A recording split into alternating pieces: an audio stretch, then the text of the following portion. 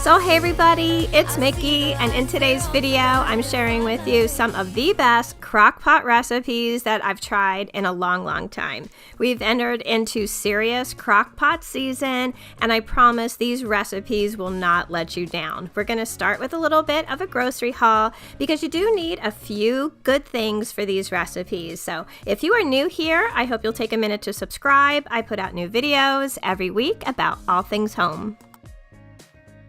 My first grocery haul of 2024 is a small one, but as always is full of some really good things. I am still picking up my groceries mostly from Walmart. I just love being able to order my groceries the night before and pick them up the next day. This is how I can easily stick to my meal plan and my budget. It keeps impulsive buys to a minimum, and I just use everything that I buy. What I picked up today was I got a dozen eggs. I have a couple packages here of some frozen mixed vegetables. These are our favorite to have, you know, at least a couple times a week with dinner. Here I have a half gallon of skim milk. I have some organic baby spinach here. In this bag, I have some Italian flat leaf parsley. I use this in just about everything. I have a couple red bell peppers and a green bell pepper. I use the green bell peppers pretty much weekly in pizza. And then I have a couple white onions. I also have a package of celery here. For meats this week, I have Italian sausage. I'm going to be making a tortellini soup in the crock pot.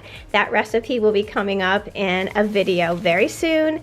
And then I have some cube steaks there that will also be a part of a crock pot recipe that you'll be seeing really soon. So I picked up a couple things for cleaning, and this Quick Shine hardwood floor luster has been recommended to me over the years, mostly by like the janitors in the schools that I've worked at. They live by this stuff. They use it, you know, a couple times a week to keep the floors really shiny. So I love to use this on my hardwood floors. It really does make a huge difference.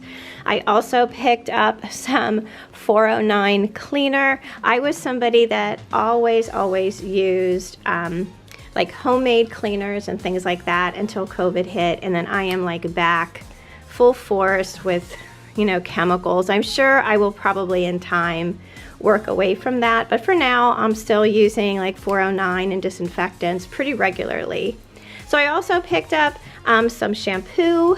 I have a 3-pack of toothpaste here. I have a big ol' jar of ketchup. I have some roasted bell peppers. I have some classic Catalina dressing for a recipe that I'm going to be doing.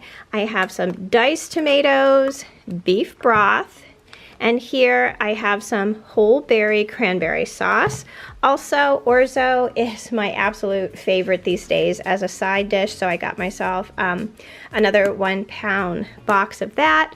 I also got some fresh 5-cheese tortellini. This is going to be for our tortellini soup that I'm going to be sharing with you. And then I have 2 containers of my favorite crushed tomatoes, and then I have a large can of crushed tomatoes for my spaghetti sauce. These smaller containers I use when I make pizza sauce because I don't make as much at any given time. I usually make enough that I can freeze, you know, like another serving of it for another time. So that's why I really love these small containers. And this Colavita crushed tomatoes taste the best. So the only other thing that I picked up today were some Mama Mary's pizza crust. These are the ones that I use if I'm going to, you know, just do a quick pizza for lunch. When I make pizza on a Friday night, it's usually I start earlier in the day and I make my own dough and all that stuff. So this is my little Walmart grocery haul. I'm going to take some time and put this all away, and then, you know, we will meet back here in the kitchen.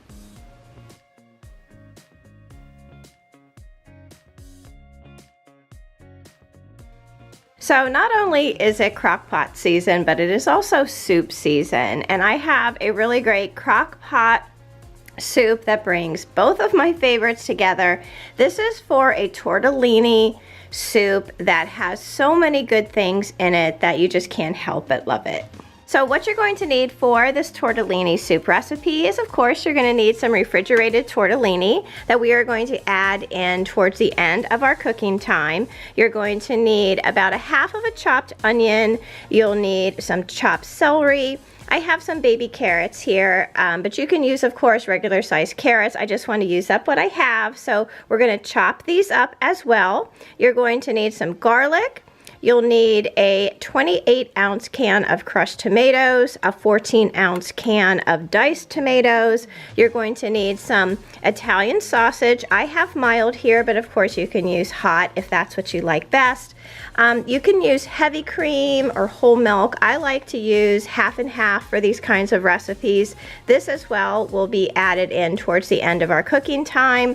You're going to need some chicken broth, and you will need some baby spinach.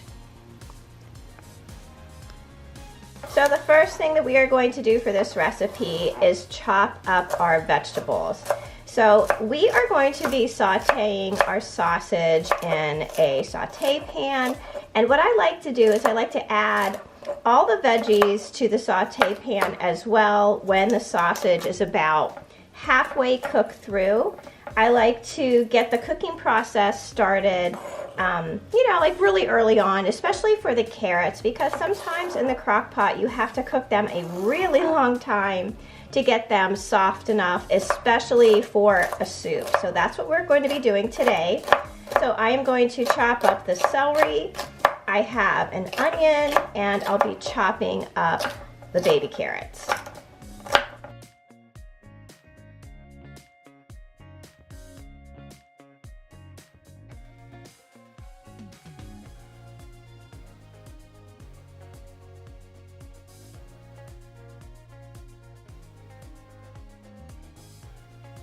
So I have my saute pan here. I'm not going to put any oil in the pan because the sausage has enough grease to not only brown the sausage, but also to help us soften our veggies. So we're just going to put this in here, let it start to cook a little bit, and then we'll break it up. And when it's halfway cooked through, I'm going to add our veggies. So my sausage has been cooking here for just a few minutes. It's about halfway done, I would say. So I'm going to go ahead and add all of my chopped vegetables here. I have carrots, celery, and onion. I'm going to be adding a little bit of garlic when this gets cooked down. You don't want to add your garlic too early because you definitely don't want that to burn. So we are just going to saute this and go ahead and cook our sausage all the way through. So I'm adding my browned sausage and veggies into the bottom of the crock pot. Now you're going to want to probably drain off about half of the grease from your pan. A little bit of grease is going to be perfect for this soup because it adds a lot of flavor with the browned sausage and all of the veggies. So we're going to add the remainder of that into the crock pot. And then you are going to add one 14-ounce can of diced tomatoes, one 28-ounce can of crushed tomatoes, and then you're going to add a whole 32-ounce container of chicken broth. So once everything is in your crock pot, you're going to want to give it a really good stir. Now this is where you can add some seasonings if you want to. I like to add some basil, of course garlic powder, Mrs. Dash, a little bit of oregano, some hot pepper flakes, a little bit of salt and pepper. And then with any tomato-based recipe, I always add just a little bit of sugar. So we are going to mix this all up, add our lid, and then we are going to cook it for 7 to 8 hours on low or 4 to 5 hours on high. So it's time to check our soup. Now this has been cooking, probably going on a little over 4 hours. I kind of went back and forth between high and low.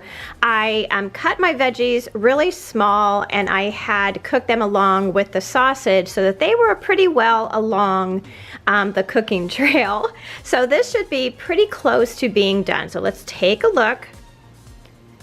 It smells really, really good. It just smells like a really rich soup and perfect for a cold afternoon.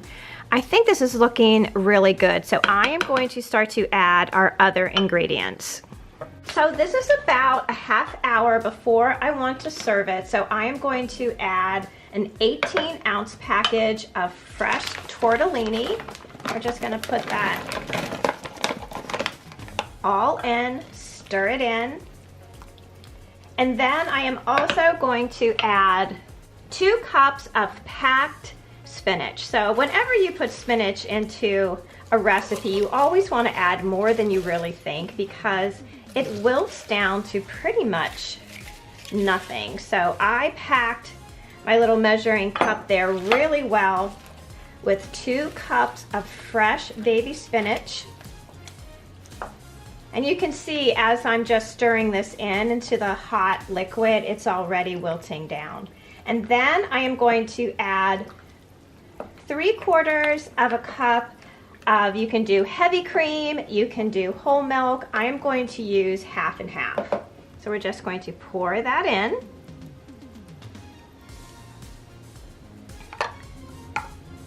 Stir that all up. We're going to return the lid and we are going to cook it for another 30 minutes.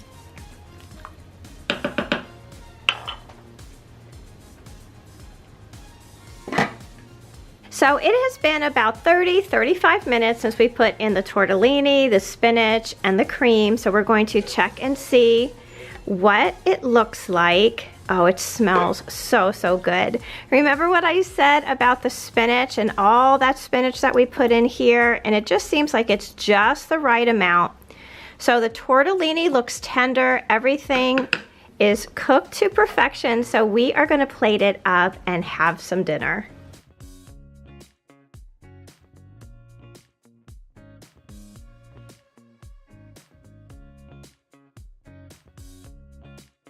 So how is that for just the perfect bowl of soup? I've added just a little bit of grated Romano cheese on top with a little bit of parsley. I have some crusty Italian bread in the oven heating up, and I think that we will be ready to eat.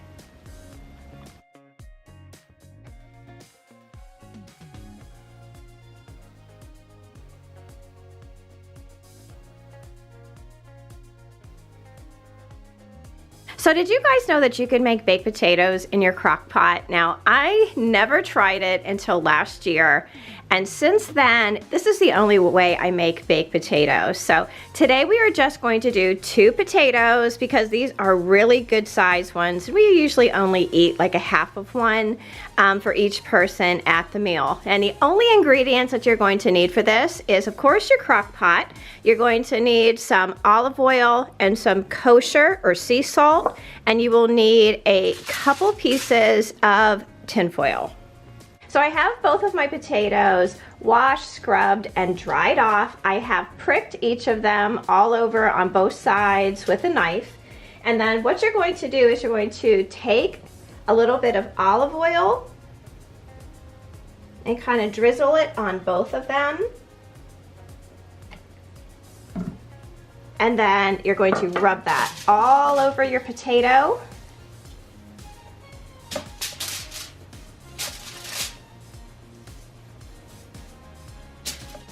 And then add a sprinkle of the kosher salt. Be sure to get both sides.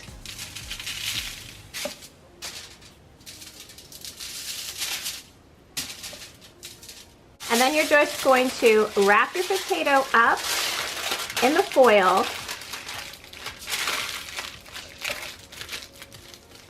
Tightly, and you're just going to place it in the bottom of your crock pot.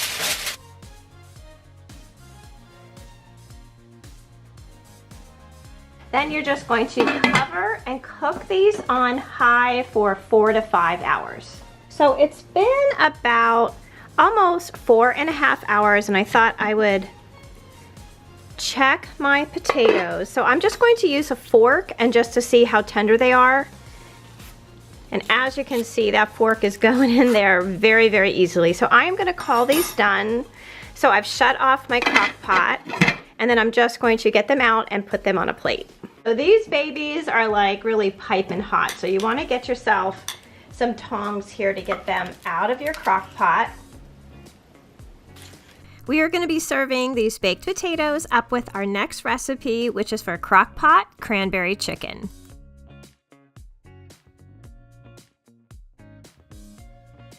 So today is one of those perfect days for a good crock pot meal. It is rainy and murky outside, and today I am just going to be packing away Christmas, so it'll be good to know that I have dinner all taken care of in the crock pot.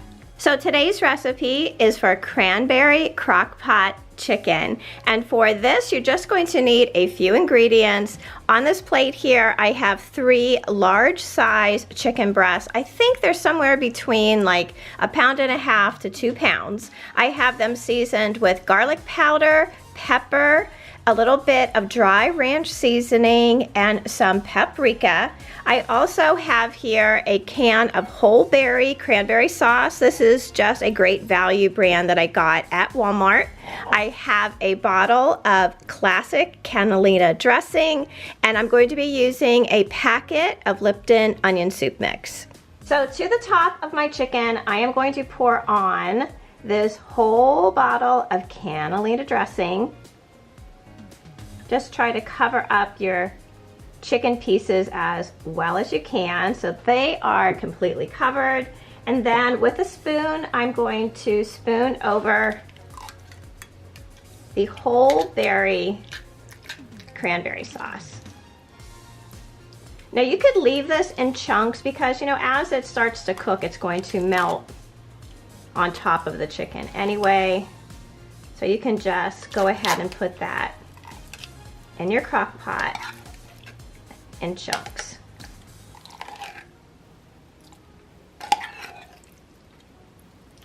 And then on top of all of that, you're going to sprinkle your package of Lipton onion soup mix.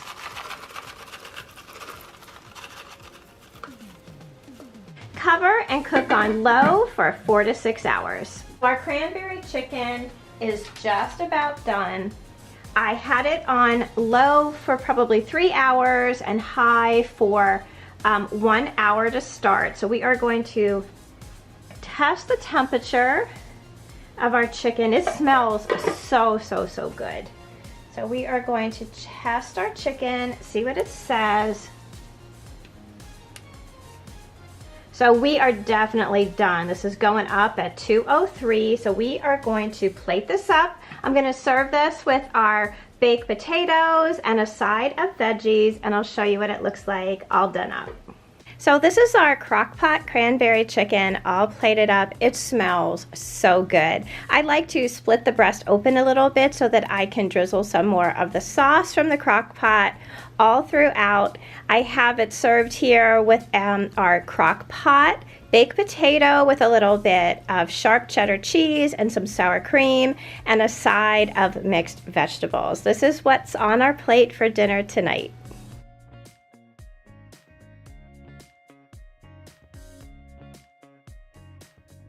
So thank you all so much for watching today. You'll have to let me know down below what recipes that you want to try. Trust me, all of these are just so delicious and something new to make next week for dinner. Please join our communities over on Facebook and Instagram at My Bashful Life. And don't forget to subscribe. I'd love to have you all back as part of our YouTube family. So until I see you in that next video, I hope that you love the life that you have. Be kind to each other, stay safe, and I'll see you again soon. Bye.